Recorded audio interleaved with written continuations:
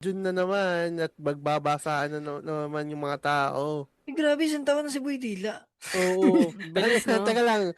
Bago yun, parang nagproklama yan, pero sa 24 oras to po na pinakamagaling na sources. Parang binalitan nila ng Ang kulit. proclamation na magkakaroon na lang ng isang street na doon magbabasaan yung mga tao. Okay, good job.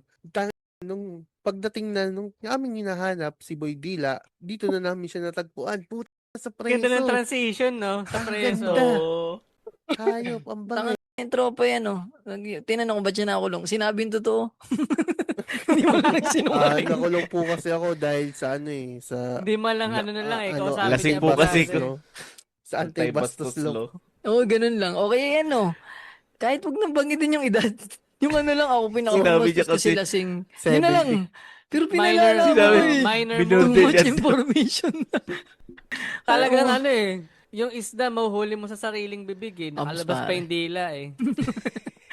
Tsaka baka ganun talaga siya. Pero ano lang, props lang sa universe. No?